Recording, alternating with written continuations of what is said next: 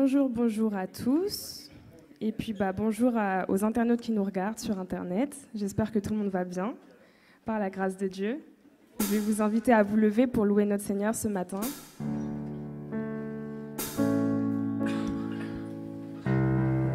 Nous allons élever nos voix pour l'élever lui, le Seigneur des Seigneurs.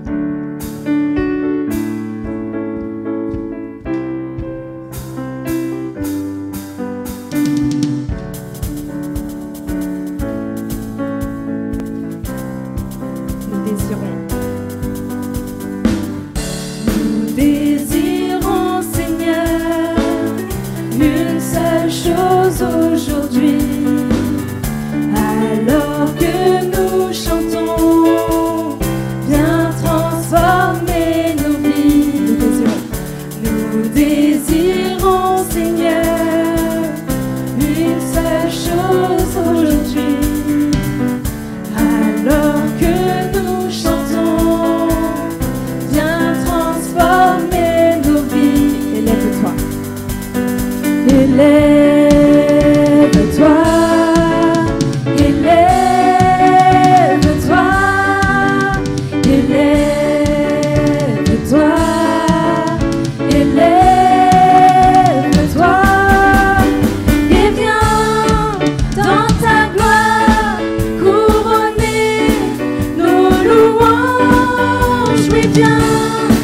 Roi des rois, Dieu très saint, tout puissant.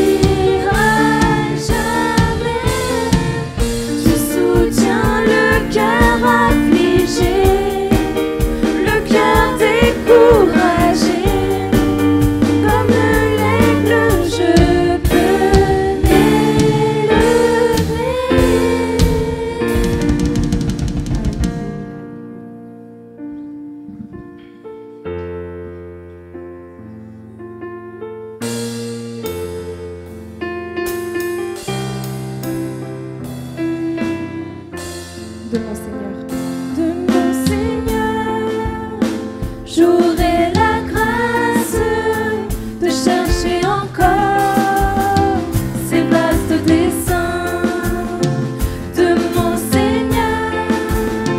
J'aurai la force de marcher encore sur le même chemin de mon Jésus. J'aurai l'amour, la nuit, le jour, et jusqu'au bout du matin de mon Jésus. J'aurai toujours le doux secours de sa tendre main de mon Seigneur. de mon Seigneur. J'aurai la grâce de chercher encore ces vastes desseins de mon Seigneur. J'aurai la force de marcher encore sur le même chemin De mon Jésus. de mon Jésus. J'aurai l'amour, la nuit, le jour, et jusqu'au bout du matin de mon Jésus. J'aurai toujours le doux secours de sa tendre main de mon Jésus. J'aurai l'amour, la nuit, le jour, et jusqu'au bout du matin de mon Jésus. J'aurai toujours le doux secours de sa tendre main De mon Seigneur. J'aurai la grâce de chercher encore ces vastes desseins de mon Seigneur. J'aurai la force de marcher encore sur le même chemin de mon Jésus. J'aurai l'amour, la nuit, le jour, et jusqu'au bout du matin de mon Jésus. J'aurai toujours le doux secours de sa tendre main.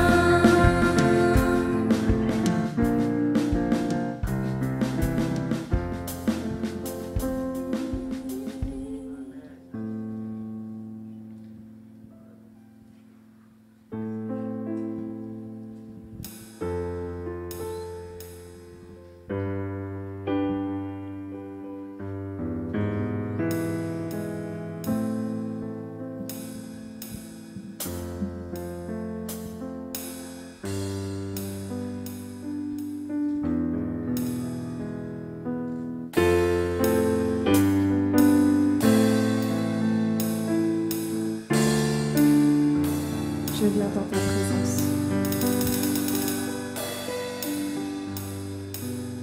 Je viens dans ta présence, Seigneur de l'univers. Rien n'a plus d'importance, rien n'a plus de valeur. Je viens chercher Je viens chercher ton cœur.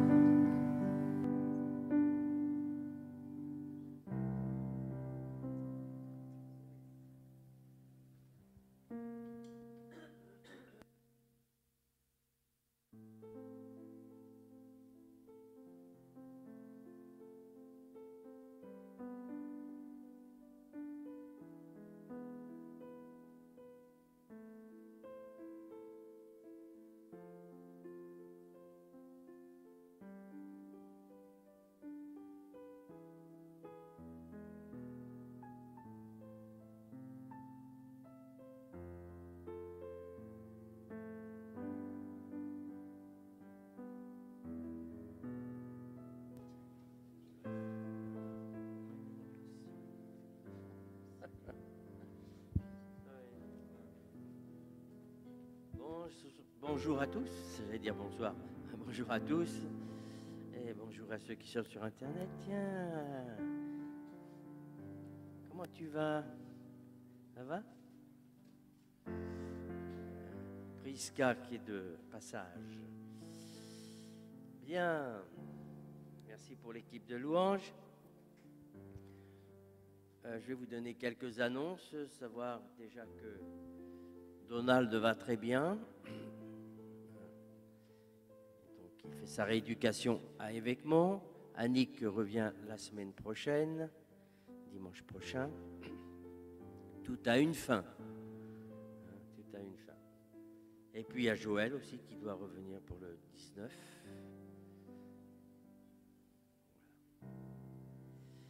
Les annonces, elles sont très courtes, dans le sens que il n'y a pas d'anniversaire, à moins qu'il y ait un anniversaire imprévu. Non. Non, il n'y a pas normalement, il n'y a pas d'anniversaire. Pardon?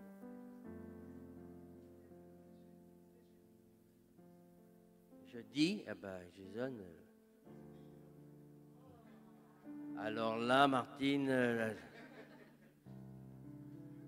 désolé.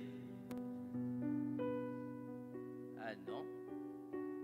Non, je vois Jason, oui, le 11. Ah bah alors. Non, mais Jason, il n'est pas ici, je ne vais pas lui. Lui souhaiter son anniversaire, il n'est pas ici. Il est avec les préados, ils sont déjà montés.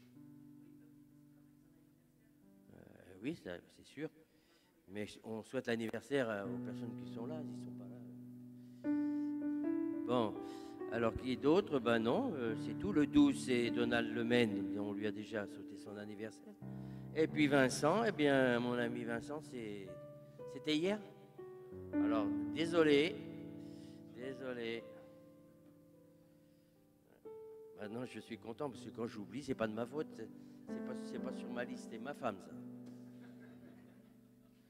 Donc, alors, on va chanter bon anniversaire pour Vincent. C'est combien, Vincent? Pardon? 58. Ah 56. 56. Allez, on va se lever. 56. Joyeux anniversaire Vincent, joyeux anniversaire Vincent, joyeux anniversaire Vincent, joyeux anniversaire. et que Dieu te bénisse, et que Dieu te bénisse, et que Dieu te bénisse, Vincent, et que Dieu te bénisse.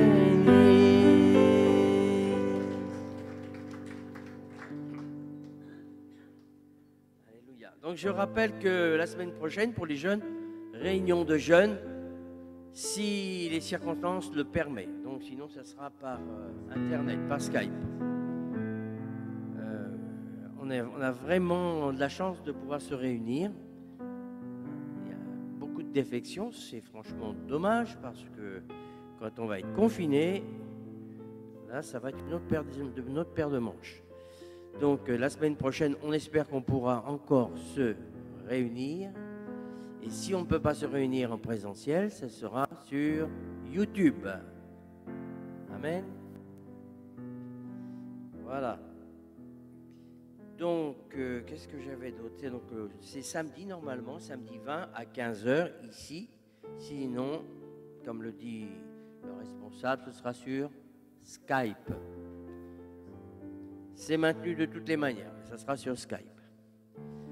On anticipe. Donc, une annonce de la part de Dominique Basse, qui est parmi nous, qui est au fond, et qui fait cette annonce à l'église. Elle a une amie plutôt, dont le fils va venir faire un stage pour 4 semaines à Limay. Et ce jeune homme cherche du lundi au vendredi la possibilité d'être hébergé. Voilà, je lance l'annonce. Et si vous avez une possibilité, en tous les cas, vous allez voir Dominique Basse qui est dans le fond. D'accord? Je réitérerai l'annonce tout à l'heure. Ceci dit, tout à l'heure, nous allons aussi partir avec les dons qui ont été apportés pour emmener au camp de Rome.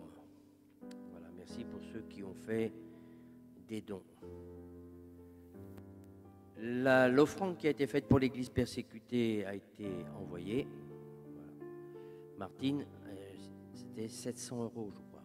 Une belle somme. Hein. Donc, comme vous le savez, c'est pour nos frères et nos sœurs persécutés. Et cet argent va arriver à bonne destination. Donc, c'est une organisation sérieuse. Ils vont sur le terrain. C'est pas envoyé par je ne sais qui. Ils vont sur le terrain. Amen. Donc ça, ce sont les informations. Nous continuons à nous réunir en semaine sur Skype, mardi 20h, vendredi 20h.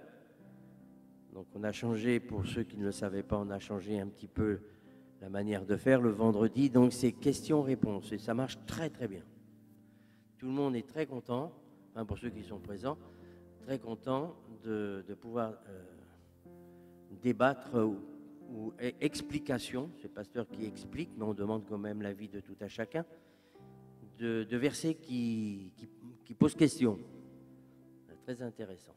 Donc, c'est toujours la même manière de faire. Vous mettez un papier à l'entrée avec la question ou vous m'envoyez par texto. Mais ne m'envoyez pas ça le jeudi pour le vendredi. Hein, parce que je pioche.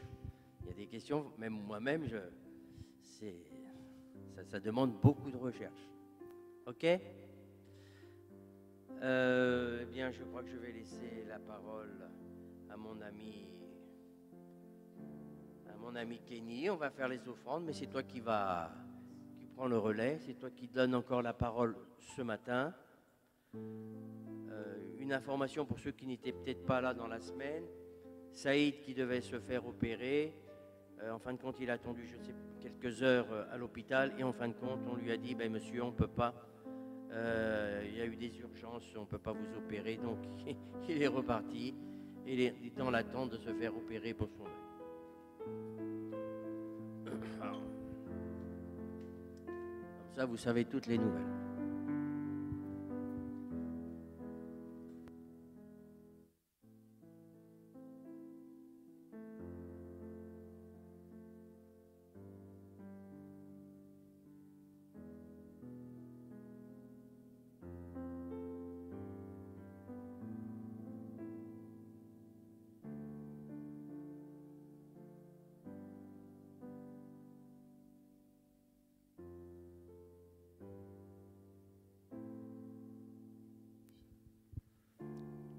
Oui, Père Céleste, on te dit merci, Seigneur, pour cette journée. Et merci, Seigneur, pour toutes les dîmes et les offrandes. Merci, Seigneur, pour ta présence parmi nous. Merci, Seigneur, pour toutes les personnes qui sont fidèles, qui sont là, Seigneur. Même les personnes, Seigneur, qui ne peuvent pas venir, interviens et tends ta main, Seigneur. Parce que tu es un Dieu d'amour, Seigneur, parce que tu connais le cœur de chaque personne. Mais à toi l'honneur, à toi la gloire, Père, tends ta main, Seigneur, pour toutes les personnes qui souffrent actuellement, Seigneur, en silence. Et merci, Seigneur, pour ta présence parmi nous. Mais à toi l'honneur, à toi la gloire, Père, on te met cette réunion entre tes mains, Seigneur, pour que tu prends le contrôle de toute la parole, Seigneur, qui va sortir de la bouche de ton serviteur. Mais à toi l'honneur, à toi la gloire, Père, pour ton bienfait chaque jour, au nom puissant de Jésus de Nazareth. Amen. Amen, amen, amen, amen. Merci pour ce que vous donnez pour le Seigneur. Amen. Et je vais pouvoir enlever ça, je vais pouvoir changer de style. Voilà. C'est bon. Je vois clair, je vous vois bien. Alors je vais mettre ça simplement ici. Tiens, tu as très mal ? On va prier pour toi. On va commencer par ça. Par amour pour toi, on va commencer par ça. Tu as mal dormi, en plus j'ai cru entendre tout à l'heure. Alors je vais remettre ça. Bon, je repasse au style juste précédent. Voilà, c'est bon. Et vas-y, viens. On va prier pour Pauline. Parce que tout de suite, quand je l'ai vue, j'ai dit, oh, il y a quelque chose qui ne va pas. Et comment tu vas ? Non, j'ai super mal au dos. Dans tout le dos. Alors, on va tous se lever. On va tous se lever. Parce que quand il y en a un qui est touché, tout le monde est touché. Amen. Donc, c'est-à-dire que je prie, mais vous priez avec moi. Je ne suis pas tout seul. C'est ça qui est beau. Je ne suis pas tout seul. Alors, super, maman, merci. Comme ça, il n'y a pas de risque, on anticipe, on ne sait jamais, mais tu n'es pas obligé de tomber. Tu n'es pas obligé du tout. Le Seigneur peut guérir sans faire tomber. Alléluia. Maintenant, nous prenons autorité. Je prends autorité contre cette douleur dans le dos et je t'ordonne maintenant de quitter le corps de Pauline dans le nom de Jésus. Toi qui lui causes des souffrances, maintenant, je t'ordonne dans le nom de Jésus de te ôter de son corps et de te jeter au loin dans l'autorité du nom tout-puissant de Jésus. Seigneur, tu as dit, si vous croyez, alors vous verrez la chose s'accomplir. Alors nous croyons tout à chacun ici dans ce lieu que maintenant, la guérison est là, a lieu et brise par ton onction ce jour dans le nom de Jésus. Amen. Vas-y, dis-moi ce que ça... Fais les choses. Ça va ou t'es encore un peu? Ok. Dis-moi où c'est. Ok. Et là, actuellement, où elle est la douleur? Plus ici. Maintenant, Seigneur, je ne sais pas si c'est un nerf, peu importe, mais dans le nom de Jésus, maintenant, douleur, toi, point, tu dégages dans le nom de Jésus. Maintenant.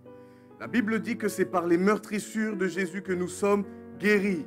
Alors maintenant, la guérison vient promptement dans le corps de Pauline au nom tout-puissant de Jésus. Amen. Vas-y. Vas-y, vas-y, vas-y. Alléluia, alléluia, alléluia, alléluia. Alléluia, vas-y, vas-y, vas-y. Quelque chose qui... Vas-y, vas-y.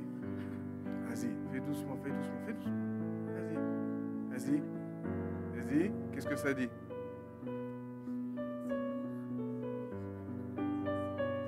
Ok, parce que là j'ai une onction là. Tout à l'heure je ne l'avais pas quand je priais, là maintenant j'ai l'onction.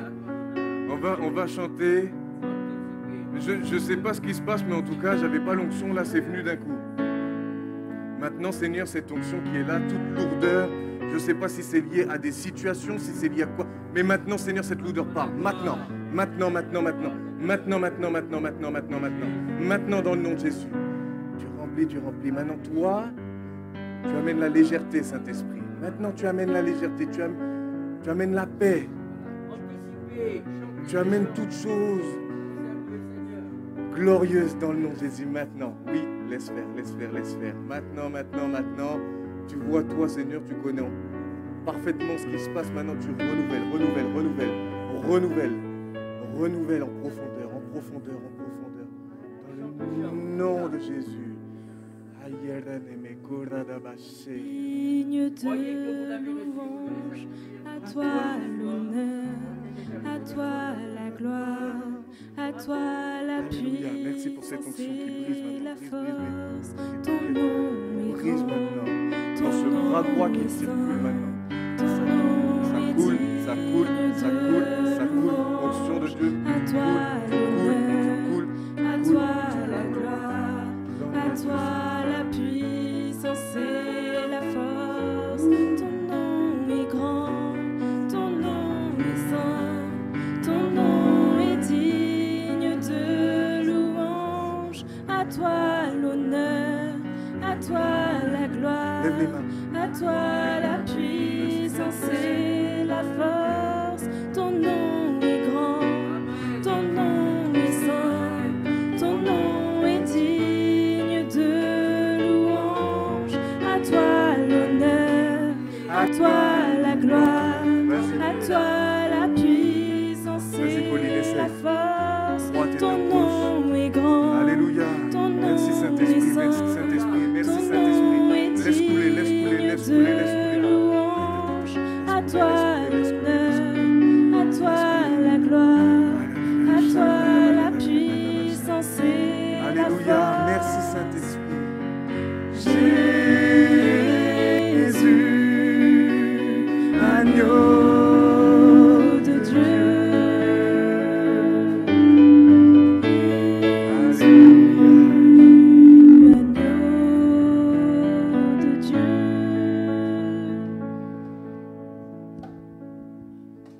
Regarde maintenant. Plus rien? Plus rien? Alléluia. Alléluia. Vous Alléluia. allez chanter ça, mais un petit peu autrement, hein, Alléluia. avec un peu plus de conviction. Alléluia. Montez, chantez-moi ce Alléluia. les trois là. Et on chante tous. Amen. Amen. Amen. Amen. Alléluia. Alléluia.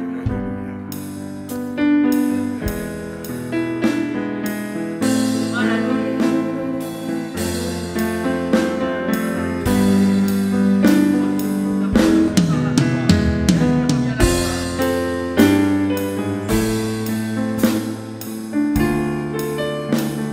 Je viens dans ta présence. Je viens dans ta présence, Seigneur de l'univers. Rien n'a plus d'importance, rien n'a plus de valeur. Je viens chercher ton cœur. Je viens chercher ton cœur, trouver ta volonté, me tenir prosterné en chantant tes louanges.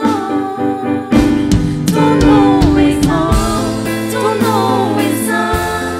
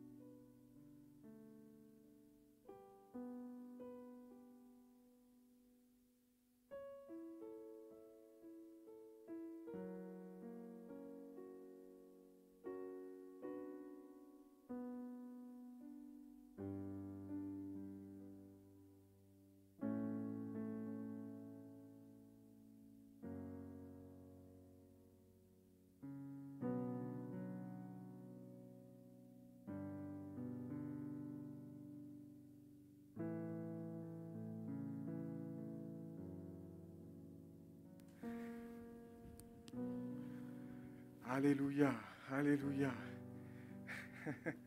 Ce qui est toujours étonnant, ce qui me fait toujours rire avec le Seigneur, c'est que quand je suis le moins enclin à, c'est là qu'il me surprend toujours. Quand je suis le plus fatigué, quand je me dis comment est-ce que je vais faire pour prêcher, c'est là qu'il me donne la force dont j'ai besoin. Et je bénis Dieu, mais si je le sais, ça fortifie toujours à chaque fois ma foi. Vous savez, je vais vous dire ce que j'ai sur mon cœur. Des fois, on est faible. Des fois, on est vraiment à ras-terre. On ne sait plus quoi faire. On ne sait même pas d'où va nous venir la force. On se demande comment on va pouvoir faire ce pas de plus parce que, naturellement parlant, on n'y arrive même plus. Mais parce qu'on aime Jésus, on va se forcer. Parce qu'on l'aime, on va quand même venir. Et quand tu fais ce pas de foi, Jésus, lui, le voit. Vous savez, s'il y a bien quelque chose que j'ai retenu au travers des temps, des circonstances, que ce soit dans mon couple, que ce soit à l'église, que ce soit dans ma propre vie, au travail ou dans des circonstances semblables où il y a eu des soucis, où j'avais envie de tout abandonner. Et c'est là où il faut comprendre qu'il y a la décision, c'est vrai, il y a la position qu'on doit avoir, mais même des fois quand on a la position, on n'a même plus la force. Et cette force-là, elle vient, et pour toi, c'est pour ça que je ne dis pas que ça vient de moi, c'est vraiment, c'était fort en moi. Je n'osais même pas le dire, mais ça m'a trop... Mais c'est le Seigneur qui va donner sa capacité à tout à chacun. À tout à chacun. Alléluia. En tout cas, merci Saint-Esprit, j'aime quand tu agis comme ça. J'aime beaucoup quand tu agis comme ça. Alors, je vais parler de quelque chose ce matin et j'ai pensé à toi, David. Entre autres, je pensais à bien d'autres personnes, mais j'ai pensé à toi parce que souvent, lorsqu'on parle de certaines choses dans la Bible, et tu avais posé une bonne question ce vendredi, là, on va parler du plus grand. Quel est le plus grand dans le royaume des cieux, dans le royaume de Dieu? Et c'est une question qui va être posée par les disciples. Et ils vont dire, mais qui est le plus grand dans le royaume de Dieu? Alors, je crois que le plus grand ici, dans ce lieu, je parlerai simplement de la taille, je pense que c'est soit Vincent, soit David. Moi, je fais qu'1m75. Et donc, je ne suis pas très grand. Je suis dans la norme. Je suis dans la moyenne. Mais je vais parler de la véritable grandeur. Parce que le monde appelle les grands de ce monde, mais les grands de ce monde, c'est selon certains paramètres. Mais il y a des paramètres aussi dans la parole de Dieu. Et la grandeur, elle n'est pas assimilée aux mêmes choses que dans ce monde-là, aux mêmes critères.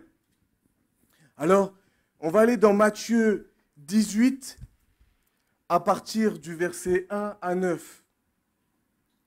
On pourrait s'étonner de la question quand même des 12, mais je crois que la réponse de Jésus, j'aime Jésus comment il fait, encore ce vendredi je répétais, mais il est vraiment bon dans l'art de rebondir à chaque fois sur des questions, sur des choses qui vont se passer, et puis il arrive toujours à ramener ça au principe du royaume de Dieu. Alors, on va le lire ensemble. En ce moment, les disciples s'approchèrent de Jésus et dirent « Qui est donc le plus grand dans le royaume des cieux ?» Jésus, ayant appelé un petit enfant, le plaça au milieu d'eux et dit « Je vous le dis en vérité, si vous ne vous convertissez, et si vous ne devenez comme les petits enfants, vous n'entrerez pas dans le royaume des cieux. C'est pourquoi quiconque se rendra humble, comme ce petit enfant sera le plus grand dans le royaume des cieux. » On continue. « Et quiconque reçoit en mon nom un petit enfant comme celui-ci me reçoit moi-même. Mais si quelqu'un scandalisé, on va en parler après de ça, un de ces petits qui croit en moi, il vaudrait mieux pour lui qu'on suspendît à son cou une meule de moulin et qu'on le jetât au fond de la mer. » Waouh! Quand vous lisez ça la première fois, c'est Jésus qui parle là. Et même quand je l'ai relu, je me dis, punaise, c'est vrai que c'est fort quand même. C'est très très fort comme malheur au monde à cause des scandales. Car il est nécessaire qu'il arrive des scandales. Mais malheur à l'homme par qui le scandale arrive. Si ta main ou ton pied est pour toi une occasion de chute, coupe-les et jette-les loin de toi. Mieux vaut pour toi entrer dans la vie boiteux ou manchot que d'avoir 2 pieds ou 2 mains et d'être jeté dans le feu éternel. Et si ton œil est pour toi une occasion de chute, arrache-le et jette-le loin de toi. Mieux vaut pour toi entrer dans la vie n'ayant qu'un œil que d'avoir 2 yeux et d'être jeté dans le feu de la géhenne. Ok, normalement, ça s'arrête là. Alors dès maintenant, je peux vous dire, je ne vous encourage pas à vous couper une main, je ne vous encourage pas à vous arracher un œil, mais vous allez comprendre, c'est un principe, il faut comprendre l'esprit de la lettre, de ce que Jésus veut dire, et je vais le développer un peu plus tard, pardon. Alors déjà, cette question quand même, elle est assez spéciale. Qui est donc le plus grand dans le royaume des cieux? La notion de grandeur dans ce monde va être affiliée à la richesse, à la réussite, à ta position, au pouvoir que tu as, à l'autorité que tu as, va être à un grade. Et puis on voit que dans l'esprit, on a soif de ça. Et des fois, c'est comme si on avait besoin de ça pour vivre, pour être valorisé, pour avoir je dirais une identité. Alors à ce moment-là, moi je suis toujours étonné parce que Jésus va parler d'un petit enfant. Il va le placer, il va utiliser un enfant pour exprimer la notion de grandeur, lui, dans le royaume des cieux. Un enfant, franchement. Je me suis mis à la place des disciples. Je me suis dit, mais quand ils ont dû voir Jésus placer cet enfant au milieu, ils ont dû se dire, mais qu'est-ce qu'il va nous dire? Parce qu'on a un peu je dirais, nos conceptions de la grandeur à travers ce monde où c'est l'argent, c'est les belles voitures, les maisons, les ceci. Et à travers cela, ça veut dire que soit tu as réussi ou soit tu as raté ta vie. Soit tu es quelqu'un d'estimé ou soit tu ne l'es pas. On pourrait parler d'Elon Musk, on pourrait parler de celui qui a Amazon, on pourrait parler, oui, ce sont des grands de ce monde, selon les critères de ce monde. Parce qu'ils sont riches, ils ont des maisons, c'est pas des maisons, c'est peut-être 100 appartements comme moi, comme ma superficie, c'est peut-être juste leur chambre. Mais là où je veux en venir, la vraie grandeur est une question d'état d'esprit et de cœur. On va la trouver chez la personne qui exprime son amour pour Christ dans une sincère humilité, dans un désir de servir Dieu et les hommes. C'est-à-dire que là, on n'est pas du tout comme dans... Là, c'est-à-dire que c'est toi qui sers, c'est toi qui te fais serviteur. Il y a un autre passage où Jésus, où ils vont lui poser la question, et il va dire quoi? Il va dire, celui qui veut, ok, eh bien qu'il soit le dernier de tous et qu'il soit serviteur de tous. Donc on voit que là, par contre, il n'y a pas la même échelle, ce n'est pas la même jauge de grandeur. Il y a la grandeur selon Dieu, il y a la grandeur selon l'esprit de ce monde.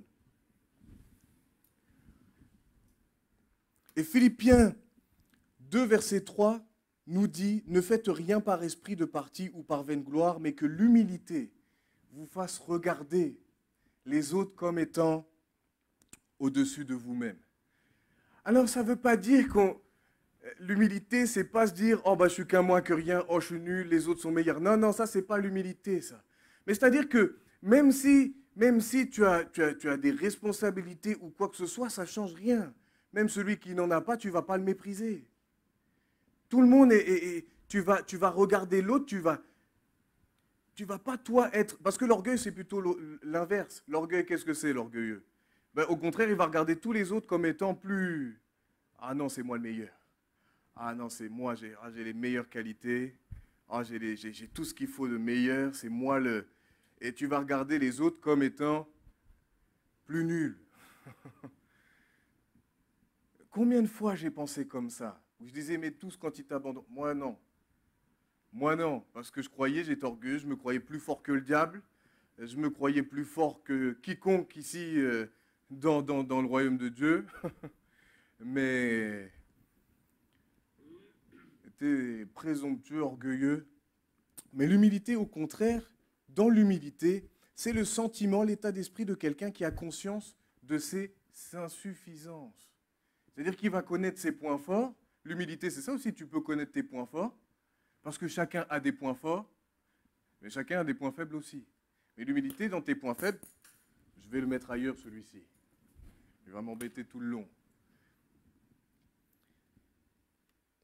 Donc, quelqu'un qui a conscience de ses insuffisances, de ses faiblesses, est porté à rabaisser ses propres mérites. C'est dans le Larousse. Hein.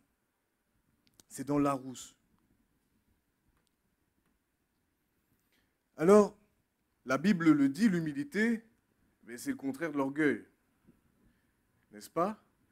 Il est dit même pire que Dieu résiste aux orgueilleux, mais qu'il fait grâce à qui? Un peu plus fort. Aux humbles. N'ayez pas peur de le dire. Il fait grâce aux humbles. Voilà pourquoi déjà le Seigneur nous dit, soyez comme un enfant. Soyez quelqu'un de simple. La vraie grandeur exige que nous devenions grands dans les bons domaines. Dans les bons domaines, c'est-à-dire, nous devons apprendre à devenir grands dans la foi, dans l'humilité, dans la conformité à l'image de Jésus-Christ, dans la sagesse, dans la maîtrise de soi, dans la patience et dans l'amour. Ça ne vous dit pas quelque chose quand je vous donne tout cet état parc? Ça ne vous dit pas quelque chose? Ça ne serait pas un peu les fruits de l'esprit, tout ça? C'est à ça que nous devons aspirer, à abonder bien plus encore, à avoir les fruits de l'esprit qui vont grandir, grandir, grandir. Prendre de plus en plus de place en nous. Et ça se demande. En un mot, il s'agit d'être comme Christ qui a aimé la justice, tout ce qui est juste aux yeux de Dieu, et haï quoi? L'iniquité. Tout ce qui est injuste, tout ce qui est déclaré injuste aux yeux de Dieu. Donc pas nous, notre barème. Là, c'est le barème de Jésus, calé sur la parole de Dieu. Amen. La vraie grandeur est une question d'amour sincère et d'engagement envers Dieu. Elle exige la consécration et la fidélité. Écoutez bien, quel que soit, pourquoi je dis ça, écoutez bien, parce que je vais aller plus loin. Quel que soit l'endroit où Dieu choisisse de nous placer. C'est-à-dire qu'il n'y a rien, aux yeux de Dieu, il n'y a pas un petit, il n'y a pas de il y a certes des responsabilités, mais celui qui va comment ça s'appelle, passer le ménage, ça sera tout aussi glorieux que moi qui est en train de... À ses yeux, il n'y a pas de... Des fois, c'est nous, on se dit, oh bah lui, il est plus grand, ah lui, il est mieux, moi, je fais juste le ménage. Non, alléluia. Tu fais le ménage. Ça pourrait paraître, alors ça, on pourrait dire, oh bah punaise, c'est pas glorieux, ça. Tous ceux du monde, ils diraient, oh bah non, ça, c'est pas bien. Éboueur, t'es éboueur. Ah non, moi, je suis cadre en... Mais oui, mais non, mais c'est vrai. C'est pas vrai, ça, sincèrement. Et moi, je suis ceci, et moi, je suis cela.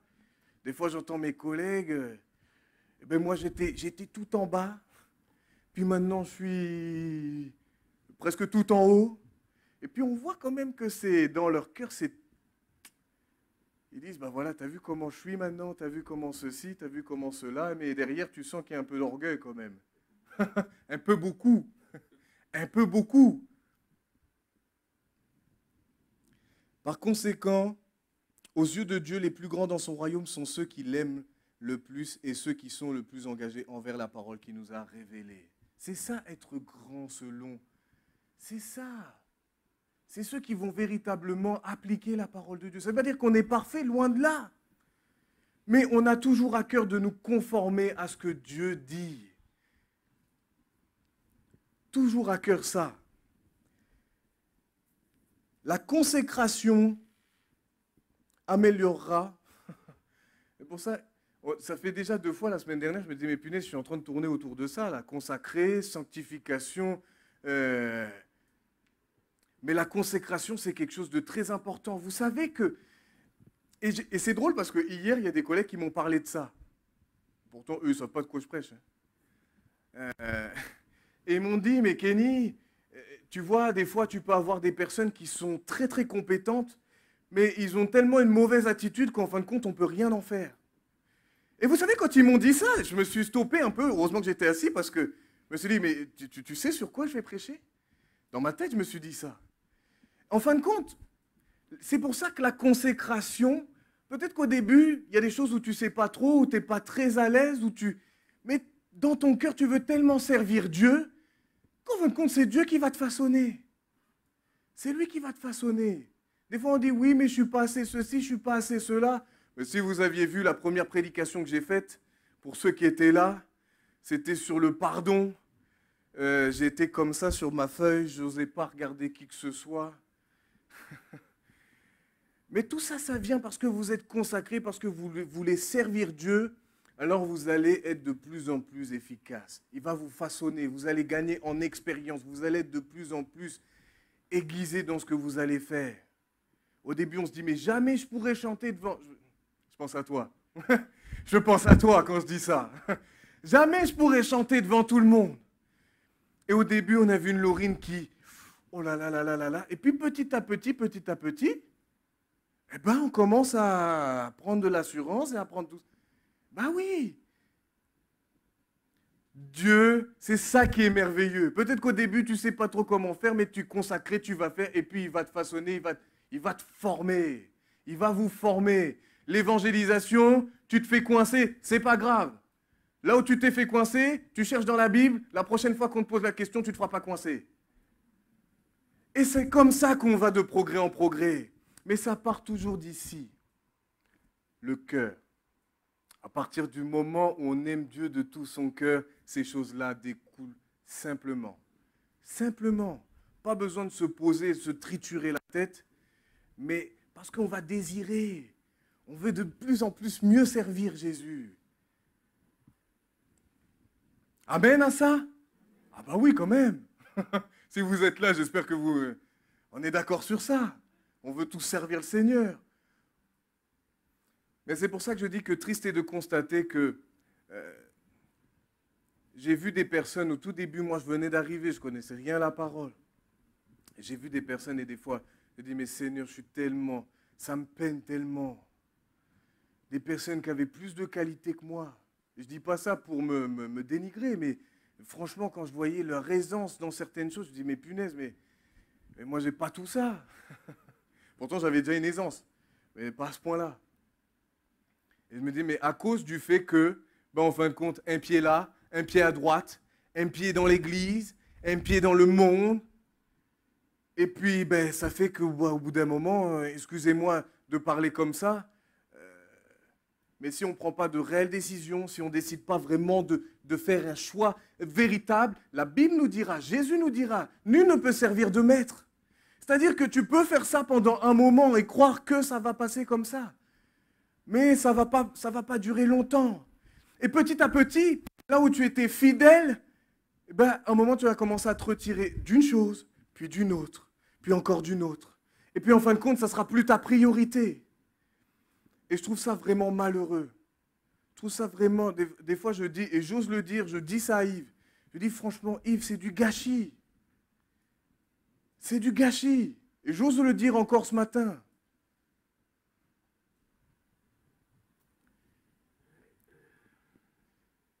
J'en ai gros sur la patate. Hein. Franchement, là, je vous dis ça, mais quand je parle de ces choses-là, franchement, j'ai le cœur lourd. J'ai le cœur lourd. Le cœur lourd. Je ne vais pas pleurer, mais de l'intérieur, ça pleure. Alors, on passe à la suite. Là, elle va nous dire, Jésus ayant appelé un petit enfant, le plaça au milieu d'eux et dit, « Je vous le dis en vérité, si vous ne vous convertissez, et si vous ne devenez comme les petits enfants, vous n'entrerez pas dans le royaume des cieux. C'est pourquoi quiconque se rendra âme comme ce petit enfant sera le plus grand dans le royaume des cieux. » Alors, là, 2 points, il est dit si vous ne vous convertissez, ça c'est le premier point, mais il est dit aussi si vous ne devenez pas comme des petits-enfants. Et juste après, pour les petits-enfants, il est parlé de l'humilité. Vous savez, j'aime voir... Oh, tout à l'heure, qu'est-ce qu'elle m'a fait rire, Salomé. J'essayais de parler avec Héloïse.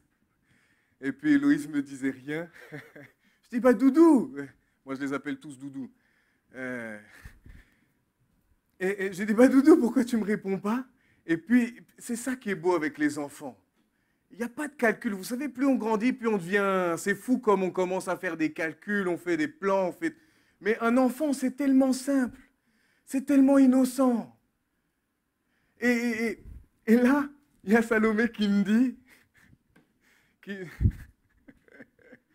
Elle me dit, ben, elle a la bouche cousue. Alors... Mais vous savez, ça part tellement de quelque chose de naturel que j'étais obligé de rigoler. Mais les enfants sont tellement spontanés. Vous savez, tout à l'heure, pourtant avant aujourd'hui, ils ne savaient pas dire ce mot-là. Le mot église. Mais vous auriez vu Eden dans la voiture. Il était comme un fou. Église, église, église, église. Je dis, mais si tu continues comme ça, je dis, calme-toi, ça va aller. Oui, on y va à l'église. Mais il était comme un fou, il tapait sur le siège. Et c'est ça que j'aime beaucoup chez les enfants, c'est qu'il y a zéro calcul. Ils ne vont pas se dire, mais si je réagis comme ça, mais qu'est-ce qu'on va penser de moi? Qu'est-ce qu'on va dire de moi? Nous, souvent, quand la première fois que je me suis mis à prier devant les autres, ils vont dire, mais non, mais ils vont dire que ma prière est nulle. Ils vont dire ceci, ils vont dire cela. Alors que des fois, tu demandes là-haut s'ils veulent prier, tout le monde, c'est limite s'ils ne veulent pas se battre. C'est limite pas... Non, je veux prier. Non, c'est moi, je vais prier. C'est moi qui ai dit en premier. Non, c'est... Mais limite, tu as envie... Bon, tout le monde va prier. Parce que là, sinon, ça va partir en... Mais ça... Et c'est ça qui est beau avec les enfants. Et je crois que c'est pour ça que Jésus a utilisé l'image d'un enfant. Un enfant, c'est simple. C'est authentique, ça ne fait pas de calcul. Et puis un enfant, ça ne va pas chercher, il ne va pas faire les choses pour dire « Ah bah, tiens, tu m'as vu. Tu as vu, j'ai prié là. » La prochaine fois, quand tu demanderas de distribuer les bonbons, c'est moi que tu choisiras. Vous croyez qu'un enfant, ça ne pense pas comme ça? Vous savez, nous, des fois, on peut se dire, bah tiens, je vais me montrer, des fois inconsciemment ou consciemment. On va faire de belles prières, on va montrer tout l'étendue de notre savoir pour essayer d'avoir une position. Un enfant, ce n'est pas comme ça, c'est simple. Voilà pourquoi Jésus nous dit, et que vous ne deveniez des enfants. Soyons simples, cherchons pas à piquer, à se dire, tiens, lui, je vais piquer sa place ou je vais... Soyons simples dans la foi, dans la pratique de la foi. Des fois, je suis même étonné des enfants qui ont des questions. Ça me vient comme ça, je pense surtout à Ethan, quand le dernier de Frédéric et Saïd, et il avait toujours des questions de fou. Il était jeune.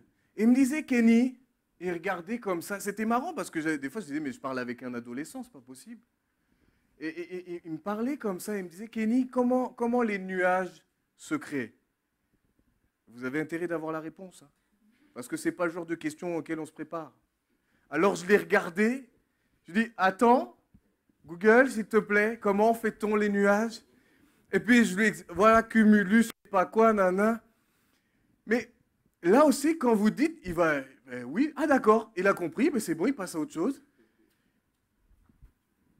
Nous aussi, quand on a compris quelque chose de la... Pourquoi je dis ça?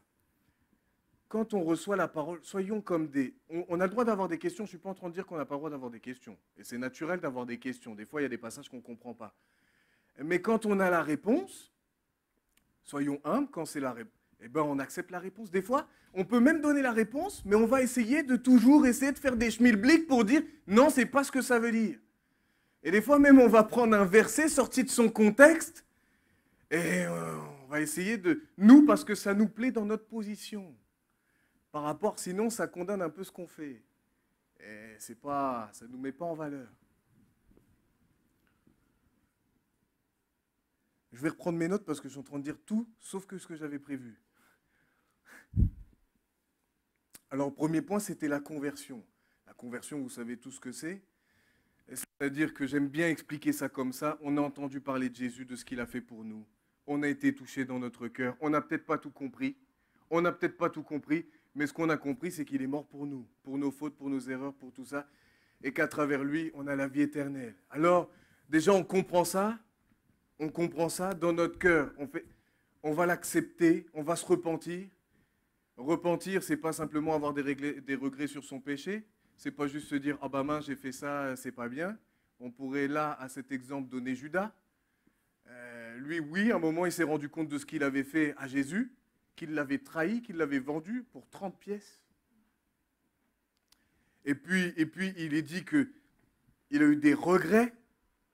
Il a eu des regrets, mais qu'en fin de compte, ces regrets-là ne l'ont pas mené à la repentance. Il avait simplement des regrets. Quand il a vu ça, il a pleuré sur ça, mais ça ne l'a pas poussé à la repentance. Donc on prend position, on demande pardon pour nos fautes et on accepte Jésus comme étant notre Sauveur et notre Seigneur. Alléluia. Ah, quand je me rappelle de ça, je me dis, Seigneur, franchement, pour ma propre vie, je me dis, tu m'as tiré de loin. Éphésiens 2, au verset 3, nous dit, dans lesquels vous marchiez autrefois, selon le train de ce monde, selon le prince de la puissance de l'air, de l'esprit qui agit maintenant dans les fils de la rébellion. Nous tous aussi, nous étions de leur nombre et nous vivions autrefois selon les convoitises de notre chair, accomplissant les volontés de la chair et de nos pensées, et nous étions par nature des enfants de colère comme les autres. Mais aujourd'hui, nous sommes des fils et des filles d'adoption. Amen. Et donc, en raison de cela, on va être poussé à la sanctification, on va changer nos habitudes, on va changer toute notre vie, toute notre manière de percevoir la vie, tout va changer et va pour se conformer à ce que la Bible dit. On va être renouvelé dans notre intelligence par la parole que nous mangeons. Amen. Ok. Au niveau des enfants, j'ai fait à l'envers, c'est pas grave. Nickel. Alors là, il est parlé de scandale. Il est parlé de scandale. Alors, j'ai recherché un peu et j'ai vu que, en grec, ça donne scandalon. Je ne sais pas si je le prononce bien, mais en gros, ça veut dire pierre d'achoppement, occasion de chute, et j'ai même mis un rocher sur lequel on pourrait trébucher. OK? Alors là, j'aimerais vraiment appeler à la vigilance de tout à chacun. Que ce soit les parents, que ce soit en tant que fidèles dans l'Église, peu importe, ça touche tout le monde. Il n'y a pas de catégorie, c'est tous les enfants de Dieu.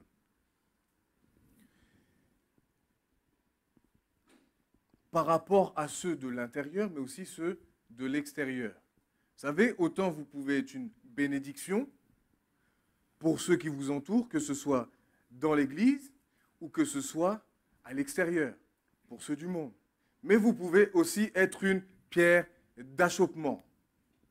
Alors, c'est là où, au début, j'avais pas trop d'exemples, et puis d'un coup, tout est venu. Je me suis rappelé de beaucoup de choses. Tout à l'heure, j'ai parlé que l'enfant est innocent. Il est innocent. Il part d'un bon cœur. Bon, je sais, il y a des enfants qui sont méchants, qui sont ceci, qui sont cela, mais là, je parle par rapport au texte et la catégorie d'enfants dont Jésus veut parler, la pensée de Jésus. Donc, l'innocence et tout ça est triste de constater que dans bien des cas, des gens qui ont été nouveaux convertis, qui ont eu un cœur pour le Seigneur, qui ont vraiment aimé le Seigneur, étaient attachés, et puis de voir, je donne plein d'exemples, je vais donner plusieurs exemples, et qui tombent sur des pasteurs, excusez-moi de le dire, et pourtant je suis aussi appelé à cela, il y a des pasteurs qui vont utiliser leur autorité, leur influence, les gens qui ont confiance en eux, pour dire, tiens, le Seigneur m'a dit, donne-moi de l'argent pour telle ou telle chose. Et puis, dans l'innocence de certaines personnes, ils vont dire, ben oui, parce qu'ils aiment, et puis ils ne se rendent pas compte, et puis ils vont donner de l'argent. Sauf que celui qui est en face, il a des mauvaises intentions.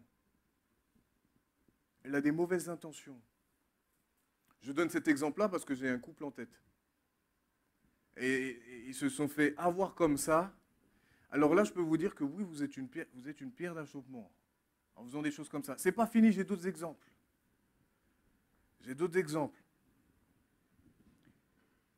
Par exemple, moi, je vais prendre mon cas. Mais ça concerne les moniteurs, les monitrices, moi j'enseigne aussi là-haut, je suis là avec vous ce matin. Mais on pourrait parler et dire aux enfants, ben voilà, il faut pas faire, ça c'est pas bon, la Bible dit que ça c'est pas bon. Il faut pas faire ci, il faut pas voler, il faut pas insulter, il faut pas, enfin plein de choses comme ça. Il faut pas fumer. On pourrait donner plein de choses. Sauf que nous, on dit ça. Puis derrière, tu sors et puis tu vois quoi? Tu vois soit quelqu'un qui fume juste devant, quelqu'un de l'église, ou quelqu'un qui dit il faut pas voler, mais en fin de compte, tu le vois dans une circonstance, et puis tu vas voir, ah bah là, il vole en fin de compte. Je suis en train d'élargir vraiment Et on est des pierres d'achoppement si on agit comme ça. Là, on est dans, tout à l'heure, je crois que c'est toi, Martine, qui a dit ça, dans le fais ce que je dis, fais pas ce que je fais. Fais ce que je dis, fais pas ce que je fais.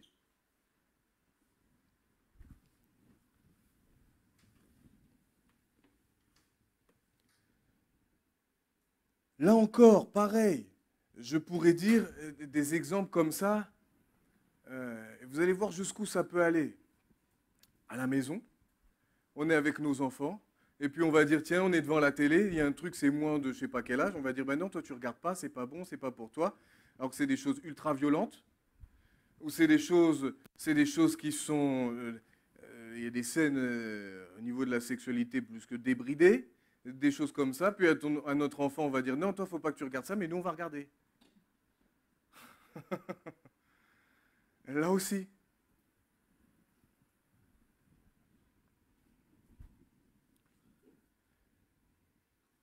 J'ai tellement d'exemples. On pourrait, là, encore une fois, tu vas dire, ben oui, il faut pardonner, on va parler de la paix, on va parler du pardon, on va parler de la maîtrise de soi. Et puis à la maison,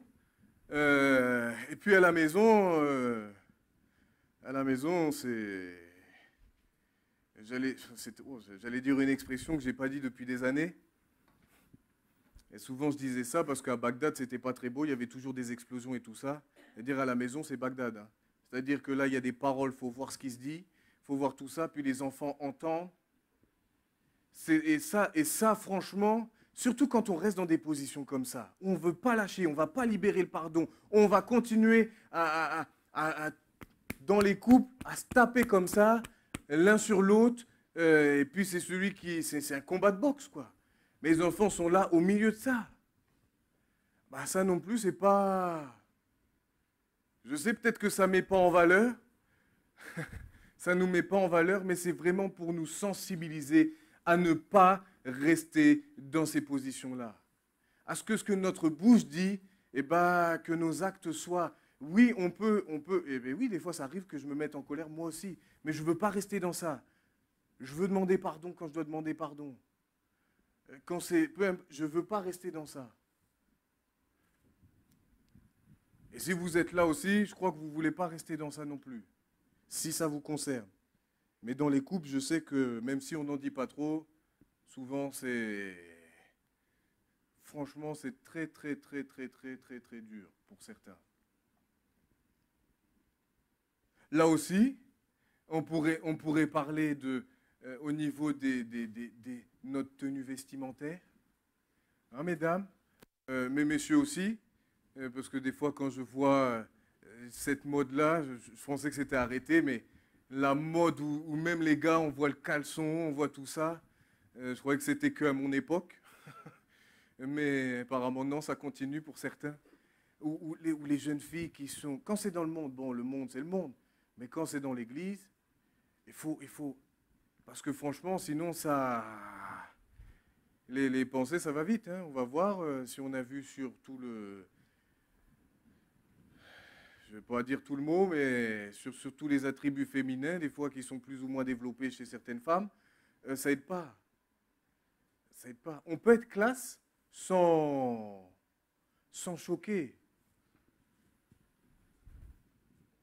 Soyez belle, maquillez-vous. Je ne suis pas en train de dire qu'il faut plus se maquiller, il faut plus ceci, loin de là.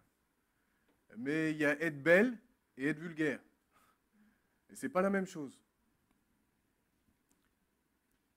Là, je pensais à ça aussi.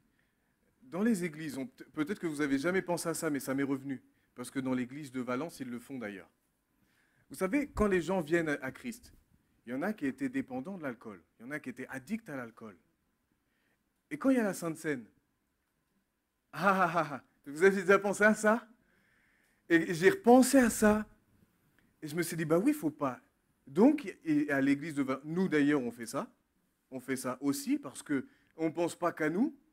Mais il y a des personnes qui viennent et qui ont eu des gros déboires dans leur ancienne vie avec ça. Et on ne veut pas être une occasion de chute pour eux. On ne veut pas être une occasion de chute pour eux. Et donc, ce qui est bien, c'est que, et à Valence, ils font pareil, dans l'église ADD, il y avait un plat avec du vin et un autre avec du jus de raisin. Parce qu'ils savaient qui avait des... Et pour éviter d'être une occasion de chute, eh bien, ils donnaient. Ça, c'est ça, agir dans l'amour aussi. Hein. C'est ça, agir dans l'amour envers son prochain. Alors ça aussi, un cas... Et ça rejoint un verset d'ailleurs que l'apôtre Paul va dire qu'il s'efforçait que son ministère soit en aucun cas un objet de blâme. Par exemple, on a une responsabilité dans l'église de l'enseignement, ou que c'est, et même sans avoir de responsabilité, c'est pour tout à chacun, mais là je parle vraiment pour ceux, par exemple les pasteurs, ou même ceux qui ont des responsabilités responsables au niveau des écoles du dimanche. Des fois, il faut traiter de certaines choses. Il y a des cas. Allez, amen. Des fois, il y a des cas, il faut régler tout ça. Alors là, je vous donne un exemple. Imaginez, vous avez deux cas similaires. Deux cas similaires, vous devez trancher sur quelque chose. Deux cas similaires au niveau du concubinage. Je donne juste cet exemple, j'aurais pu utiliser autre chose, mais c'est le premier qui m'est venu. Au niveau du concubinage. Sauf que dans un cas, je vais prendre mon exemple, c'est mon fils qui est celui qui est touché par ça. Et d'un autre cas, c'est quelqu'un dans l'église avec qui je n'ai pas forcément un lien familial spécial. Alors pour mon fils, c'est mon fils. Si je réagis comme ça, bien sûr. C'est mon fils. Je vais dire, bah écoute, c'est pas grave, le Seigneur sait, tout ça. Oh, concubinage, oh, relation, c'est pas grave. Alors que l'autre couple, je vais dire quoi? Je vais dire, ah non, c'est inadmissible, faut que vous réglez votre histoire, faut que vous ceci, parce que là, vous êtes dans le péché. Si vous êtes comme ça, en plus, non, il faut régler ça, il faut se marier. Alors imaginez, et ce que je donne, et tout ce que je donne, excusez-moi, mais tout ça, c'est des exemples que j'ai connus. Alors, vous croyez que là, vous n'êtes pas une pierre de... C'est pas une pierre d'achoppement, ça aussi? Pas une occasion de chute pour certains? Se dire, bah attends, il y a du favoritisme. Et pourtant, Dieu dira lui-même qu'il n'y a aucune acception de personne, il n'y a pas de chouchou, il n'y a rien du tout.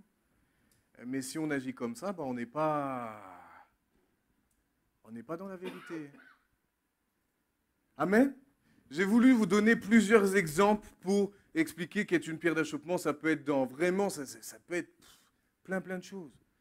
Vous pourrez penser à ça aussi, un cas proche, quelqu'un qui est chrétien. Mon Dieu, un mauvais témoignage. Et puis après, on vient me voir, et Kenny, moi je pensais qu'il était comme toi. Vous savez, quand j'entends ça, ça ne me fait pas plaisir à moi. Parce que quand après vous annoncez l'évangile, ils vont dire, bah attends, ah ouais, c'est ça l'évangile? Ah, c'est ça croire en Dieu? Vous croyez que quand il y a des choses comme ça, les enfants, ils voient ça, ils disent, bah c'est ça être en Christ? Bah moi je ne veux pas. Et ça fait une totale aversion. Ils ne veulent plus rien entendre de la parole de Dieu. Ils ne veulent plus rien entendre de la parole de Dieu. Pourquoi? Parce qu'en vivant des choses comme ça, ils ont tellement vu Bon, des fois, il y en a qui utilisent ça. Il y a ça aussi. Il y en a des fois, pour se complaire, ils utilisent ça aussi. Mais pas pour excuser ou quoi que ce soit. Mais il faut que nous veillions sur notre attitude. Soyons justes. Ne soyons pas de ceux qui... Et ce n'est pas une parole de malédiction que Jésus est en train Parce que... on a eu le cas d'ailleurs il y a deux vendredis où Jésus disait quelque chose dans le même sens. Ce n'est pas une parole. Mais si quelqu'un par qui le scandale arrive, par qui la perte... Malheur à lui. Ce n'est pas une parole de malédiction, mais c'est la conséquence d'eux.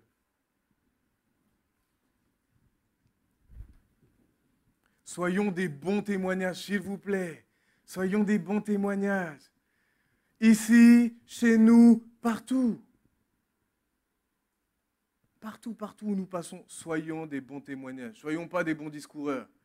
Combien nous sommes forts dans cet art de parler et de dire plein de proclamations. Mais dans les faits, c'est une toute autre histoire. Toute autre histoire. Romains 14, 13.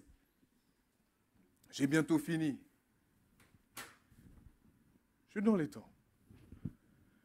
Ne nous jugeons donc plus les uns les autres, mais pensez plutôt à ne rien faire qui soit pour votre frère une pierre d'achoppement ou une occasion de chute. Et là, on va lire un passage. Pour ça, il faut toujours faire attention de qui on a autour, et je l'ai appris à mes détriments. Vous savez, on avait un mardi, je vais vous donner l'exemple. Ceux qui étaient là le mardi, vous allez vous rappeler. Et il y avait des gitans, d'ailleurs, à votre place, là, tout le dernier rang, là-bas. Vous vous rappelez? Et vous savez, les choses de l'esprit, ça leur fait un peu peur parce qu'ils ont une interprétation qui... Ça ne veut pas dire qu'ils ne sont pas sauvés, mais pour eux, oh là là là là, ça fait plus démoniaque qu'autre chose. Alors, vous savez, je n'ai pas fait attention. Vous voyez, depuis tout à l'heure, je parle de pierre d'achoppement, je parle d'occasion de chute. Et là, maintenant, c'est moi que je vise. Et je prie pour des personnes, et il y a une personne qui est tombée. Dès qu'ils ont vu ça, ils sont partis. C'est pour ça qu'il faut faire attention. Dieu peut agir, et bien si vous sentez, vous tenez la personne derrière. Comme ça, la guérison aura quand même lieu. Hein. C'est pas parce qu'elle tombe qu'il y a la guérison. Mais vous savez, je n'ai pas fait attention à ça. Et maintenant, je ferai attention. Pour pas que je sois une occasion pour eux de chute. D'accord? Je vous donne cet exemple-là. Mais c'est ça l'amour. C'est ça l'amour. Faire attention à qui nous avons. Vous savez, je suis allé je pourrais parler assez longtemps de ça, parce que c'est surtout en Afrique où j'ai vu ça. Vous savez, quand il y a des différences de culture, il y a des choses pour nous, c'est pas choquant, mais pour eux, ça va l'être. Alors le but, c'est pas d'arriver et de commencer à dire oui, non, c'est comme ceci, c'est comme... tant que ça ne contredit pas la parole, tant que ça ne va pas, on ne va pas aller se... C'est M. Weber, Yves, rappelle-moi, je ne sais pas, je ne suis pas sûr de ça. M. Weber qui parlait une fois qu'il allait en Angleterre avec des chrétiens de là-bas, mais pour eux, boire une bière, c'était... Il ne fallait pas boire de bière, c'est ça? Je n'invente pas? Au Danemark. Moi, j'ai vu l'Angleterre. Bon, je me suis trompé de Angleterre-Danemark. Bon, c'est pas vraiment le même. Ouais. Et donc, pour ces chrétiens-là, non. Donc, pour pas choquer, par amour pour eux, ils n'en buvaient pas. Mais ça ne veut pas dire que c'est mauvais.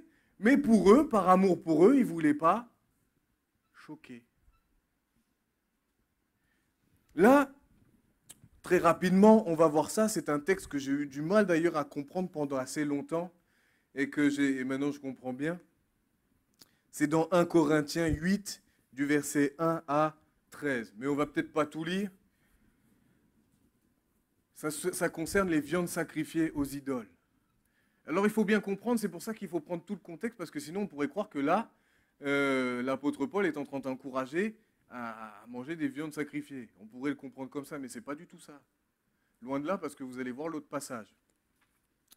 Alors, pour ce qui concerne les viandes sacrifiées aux idoles, nous savons que nous avons tous la connaissance.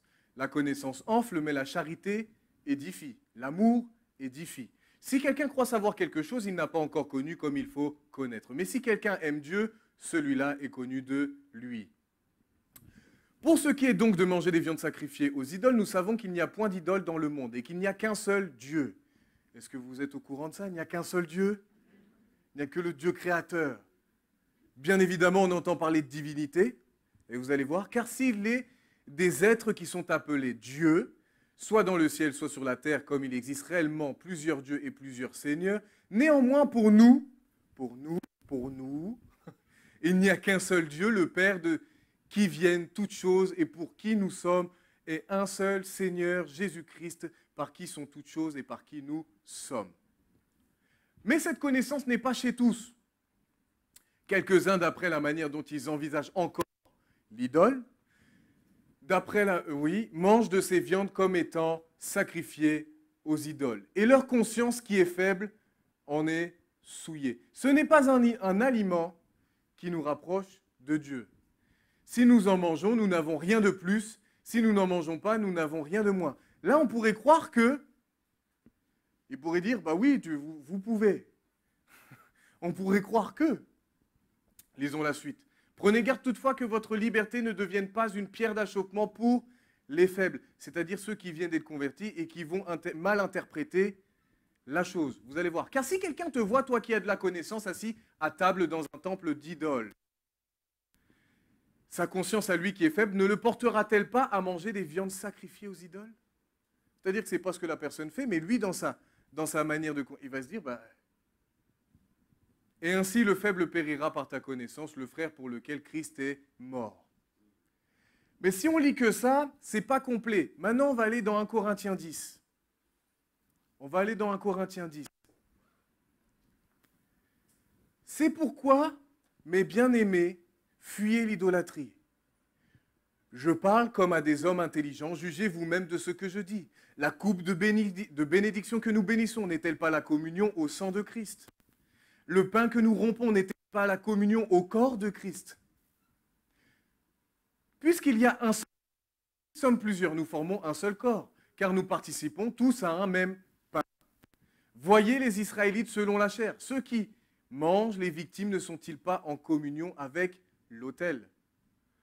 Que dis-je donc? Que sacrifier aux idoles est quelque chose? Nullement.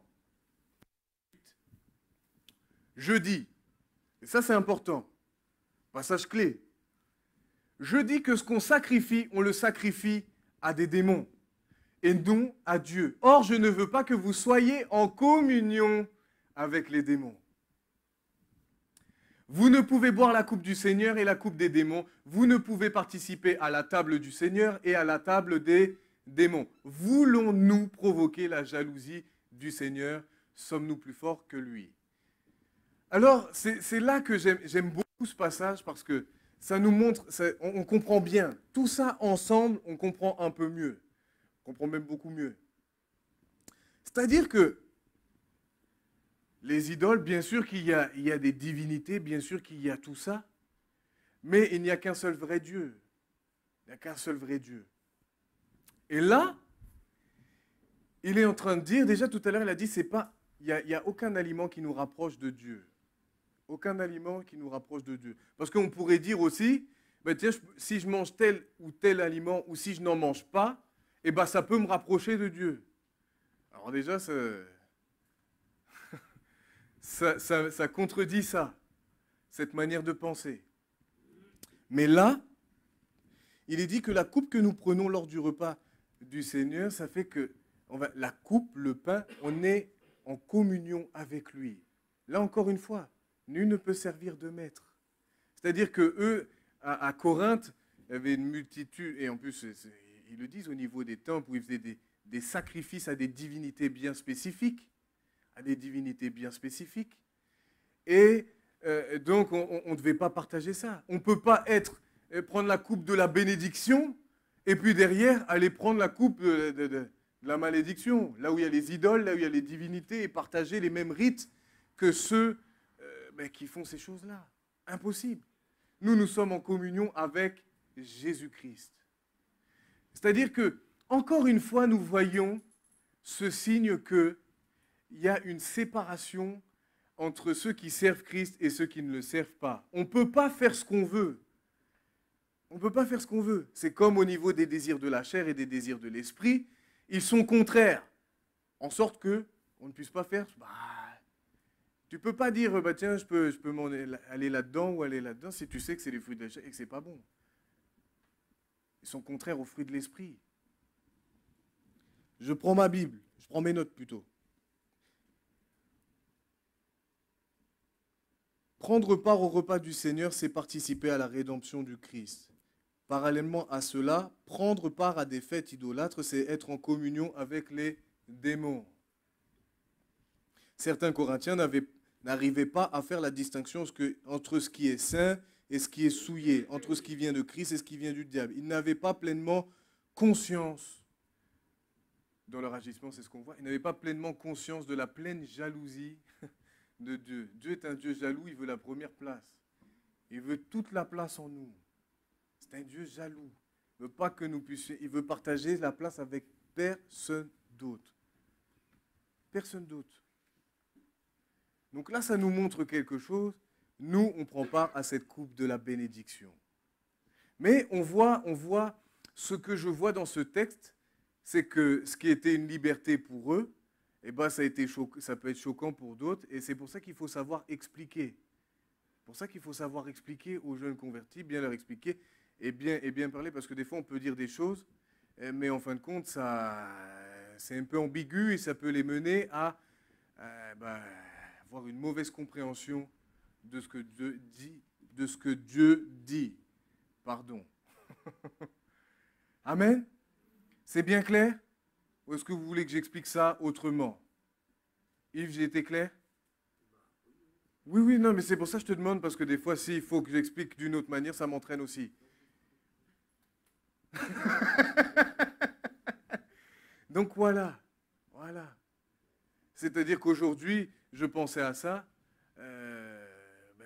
Quand mon papy est décédé, je suis allé dans une église catholique. Mais quand je suis allé dans l'église catholique, ils ont dit, faites l'aspersion. Non. Je ne fais pas ça. Mais j'y étais. Mais je n'ai pas participé à. Donc, à certaines choses, oui. Il y a des choses où je savais que... Puis il y a même des choses que j'ai découvertes. Il y avait une grosse bougie avec un agneau dessus.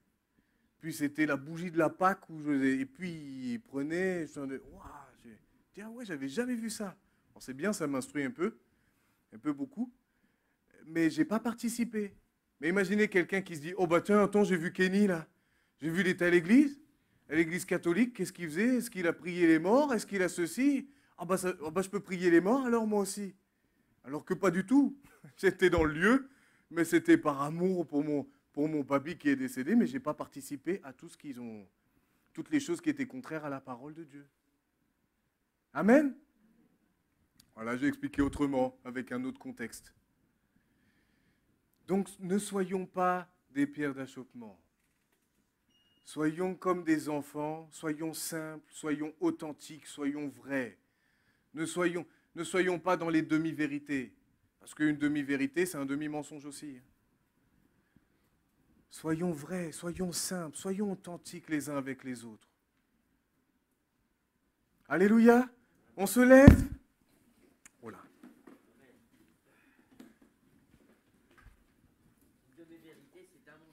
Oui. Oui, pardon, merci de me rectifier. Parce que dans ma tête, c'était clair, mais voilà, vous avez un exemple en direct. Une demi-vérité, ça reste un mensonge. Et même une vérité à 99%, s'il y a 1% de mensonge, c'est un mensonge. Et d'ailleurs, quand vous regardez le diable agir, c'est toujours comme ça. Est-ce que Dieu a réellement dit que? Est-ce que Dieu a vraiment dit que vous alliez mourir? Mais non, vous n'allez pas mourir. Il va déformer. Ne soyons pas comme lui, soyons vrais. Ça, c'est honorable aux yeux de Dieu. Alors vraiment, merci Seigneur pour ce message. Seigneur, merci pour tous mes frères et sœurs. Merci aussi pour Pauline et la guérison. Merci Seigneur pour tout ce que tu as fait, pour cette onction, pour ta gloire qui était ici dans ce lieu, pour ta présence. Vraiment, nous voulons te bénir. Et Seigneur, je te remercie que nous puissions être, Seigneur, tout à chacun, vraiment des exemples, des bons témoignages pour tous ceux qui nous entourent, que ce soit ici, dans l'Église, mais aussi à l'extérieur, avec nos collègues, avec nos familles inconverties, avec nos amis, que nous ne soyons pas simplement de bons discoureurs, de bons connaisseurs de la parole au niveau des versets, savoir les dire, mais que nous puissions les vivre. Seigneur, fais de nous, Seigneur, nous voulons vraiment être comme des enfants, dans le sens être simple, être humble, ne pas regarder les autres comme les mépriser, les négliger, mais que nous puissions être remplis d'amour les uns pour les autres. Seigneur, nous te bénissons parce que nous savons que tes critères à toi, tes paramètres à toi, selon plusieurs choses que l'on dit, surtout au niveau de la grandeur, et toi tu as d'autres paramètres. Et Seigneur, nous voulons être serviteurs de tous. Fais de chacun d'entre nous des serviteurs des uns et des autres, par amour, non pas par contrainte, non pas, mais parce que nous nous aimons, alors nous agirons en ce sens. Je te prie, Seigneur, de toucher tout à chacun, de garder tout à chacun dans le nom précieux de ton Fils, que le sang de Jésus soit sur chacun de vous dans le nom de Jésus. Amen. Amen, amen, amen. Voilà. Oui, il y a quelque chose qui me... Vas-y. Oui, simplement. Attends, tiens. Quelques petites choses. Donc, simplement pour dire à nos amis internautes, j'anticipe sur les 2 prochaines prédications. Donc, là, ça a été, on marche comme ça maintenant, 2 Kenny, 2 mois.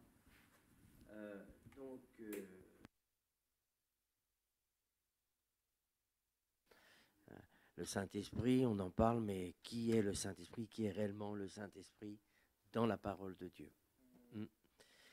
Voilà. Et puis, je voudrais clôturer parce que pour mes enfants, quand ils étaient petits, ils disaient toujours « mon papa, il a dit, mon papa, il a dit ». Les autres, ils pouvaient dire ce qu'ils veulent ou ce qu'ils voulaient. « Mon papa, il a dit ». Et ça, c'est ça, être comme un enfant. Dieu, mon Père, a dit, il a dit ça, donc ça ne peut pas être autre chose. Les autres peuvent dire ce qu'ils veulent. Le problème c'est que, tous ceux qui ont des enfants, après, c'est la maîtresse, elle a dit, vous pouvez dire ce que vous voulez, la maîtresse, elle a dit. Alors après, c'est terrible, c'est les copains, mon copain, il a dit, mes copains, ils ont dit. Restons vraiment... ça, c'est surtout quand ils deviennent ados. Les copains, ils ont dit, alors toi... donc, ne faisons pas ce schéma. Restons des petits-enfants quant à ce que notre Père nous dit. Mais quand notre tête nous dit le contraire, que nos amis nous disent le contraire, c'est ça, être un enfant. Avoir une confiance absolue dans qui est notre Père. Si on ne le sait pas, il y a un problème. Donc il faut savoir qui est aussi le Saint-Esprit. Ça sera la prédication que je vais donner, ou plutôt un enseignement. Amen. Parce qu'on parle beaucoup de Dieu. Même certains citent le Saint-Esprit, mais en fin de compte, ils ne savent pas trop qui est le Saint-Esprit. Le Saint-Esprit, c'est une personne. C'est l'Esprit de Dieu, certes, mais c'est une personne. Donc, on sait que nous devons rester des petits-enfants. Merci en tous les cas, Kenny, pour les 2 prédications que tu as données. Ne soyons pas des auditeurs oublieux. Et quand il dit, je terminerai par cela, on connaît tous les cas de l'Église. Et vous savez, il y a des personnes qui, en fin de compte, rien que par leur mauvais témoignage, ils disent des choses, mais leur témoignage dit tout le contraire. Ce qui fait que beaucoup de gens vont les imiter ou ils vont abandonner les choses de Dieu. Vous savez que j'ai une grande responsabilité. La responsabilité, c'est d'être au diapason entre ce que vous dites et ce que vous faites. C'est la même chose pour vos enfants. Si vous dites plein de choses et que vous faites le contraire, vous êtes un contre-témoignage. Et je dis que dans l'Église de Jésus-Christ, pas simplement celle-ci, nous faisons beaucoup de choses, nous évangélisons les gens, nous parlons de Jésus aux gens, et quand les gens nous découvrent, ils voient comment nous fonctionnons, eh bien, ça fait où les gens s'en vont, où les gens deviennent, comme disait Jésus aux pharisiens, vous faites des prosélytes encore pires que vous. Vous faites des prosélytes encore pires que vous. Donc on est des ambassadeurs. Donc parlons un peu moins et soyons plutôt de véritables disciples. Imparfaits, certes. Ok. Encore, merci encore, Kenny. Et qu'en toute chose, c'est Jésus qui soit glorifié. Et la foi vient que nous avons une foi enfantine. Les gens ne vous découragez pas si on vous dit, écoutez, oui. Je sais pas pourquoi on rigole de l'autre côté, mais non. Non. Je ne reprêche pas. Hein, Non, non, non. C'est la conclusion, ma conclusion. C'est ma conclusion. Et c'est malheureusement, nous voyons des hommes et des femmes qui, dans un premier temps, étaient de bons disciples. Alors, soyez de bons ambassadeurs. Pas pour moi, pas pour l'église de Limay, mais pour celui qui n'a que vous. Vous êtes la lumière du monde. Ce n'est pas une lumière de teinte. Ça, c'est le monde. Le monde, il dit ça et puis il fait le sens contraire. Donc, en tant que disciple de Jésus-Christ, soyez vraiment la lumière. Avec ce que vous connaissez. Si vous ne connaissez pas, ce n'est pas important, mais soyez une vraie lumière. Dans le nom de Jésus. Amen.